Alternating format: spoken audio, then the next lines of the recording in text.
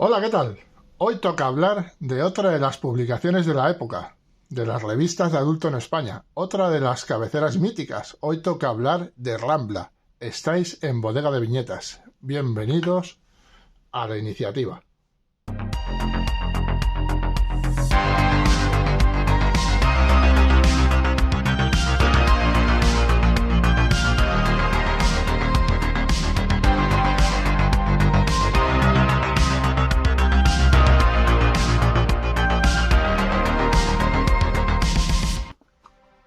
Rambla, publicación que estuvo conformada por 35 números más 2 números extraordinarios fuera de dicha numeración y que abarcó un periodo que fue desde abril de 1982 a octubre de 1985.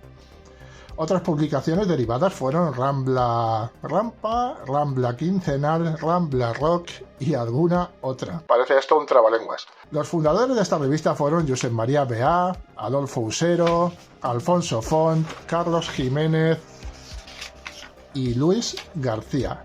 Y la intención era la de crear una revista donde tuviesen cabida únicamente autores españoles, consagrados o nobles, pero que a lo largo de la publicación se fueron incorporando autores extranjeros, como fueron los casos de Alberto Breccia o Crepax, sin ir más lejos.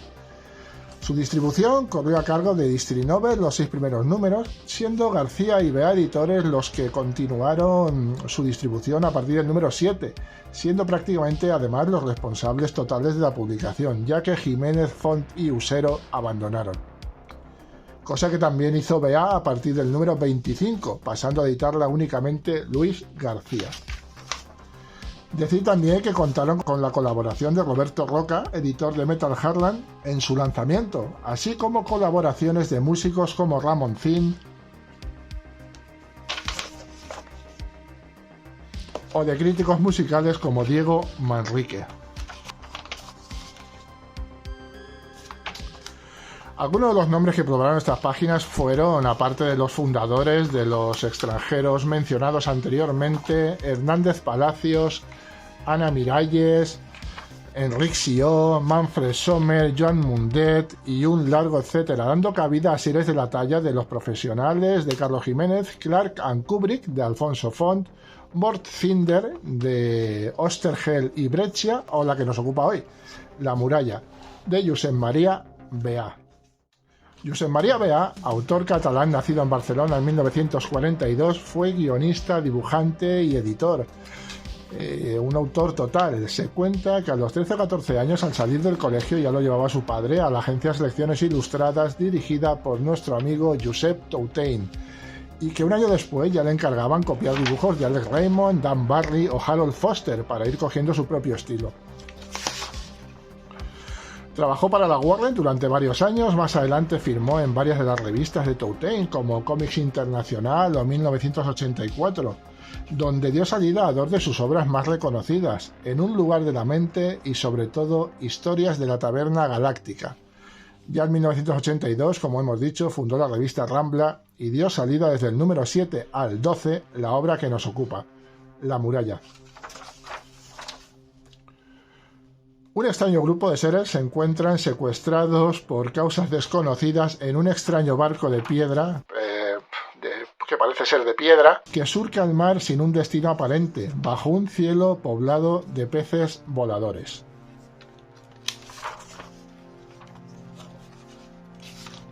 Uno de estos seres,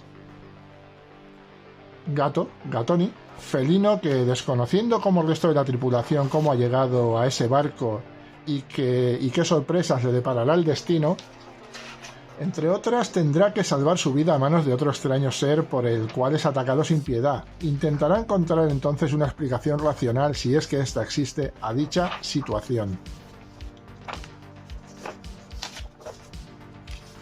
Una historia que de forma paralela se nos irá contando a modo de flashbacks episodios de la juventud y de la infancia de Gatoni. Unos recuerdos muy anclados a la sociedad española de la época, parece ser que inspirados en los propios recuerdos del autor, por lo que podríamos considerar esta historia paralela como autobiográfica.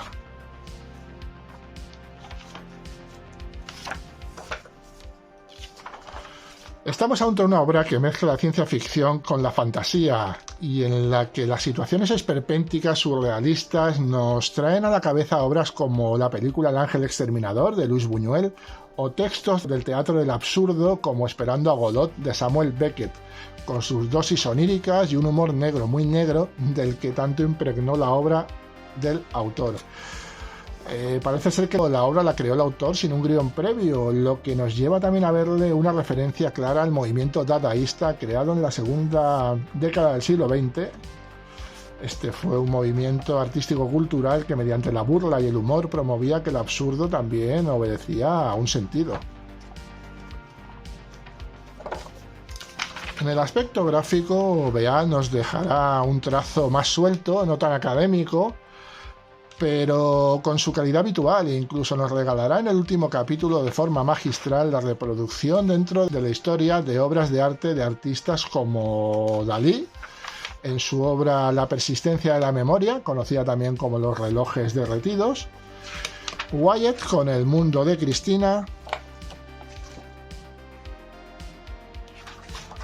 o Millet con Las espigadoras. Gracias también a la paleta de colores empleada, los recuerdos del protagonista se nos presentan con unos colores más realistas. Por el contrario, lo que nos narra en tiempo real lo puebla con unos colores más psicodélicos, como por ejemplo un cielo de color rosa.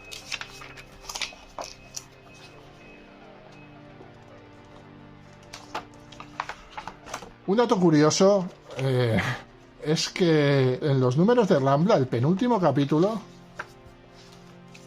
nos llegó en blanco y negro. Algo que desconozco el motivo, la verdad.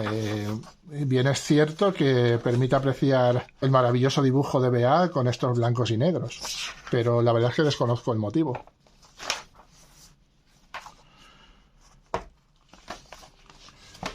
Y como solemos hacer en esta sección, venimos a reseñar una historia corta, autoconclusiva, de un autor distinto al principal, pero hoy me gustaría en su lugar reseñar que durante varios números un autor como Domingo Santos, seudónimo de Pedro Domingo Mutiñó, referente de la ciencia ficción en este país, escritor, crítico, editor, articulista y traductor, nacido en el año 1941 y que nos dejó en el año 2018, se encargaba de una sección en la revista donde daba cuenta de interesantes artículos, centrados en la ciencia ficción, claro, recomendación de obras, etcétera, etcétera. Un autor que incluso pone su nombre a un premio en dicho género y que sin duda daría lustre a la revista.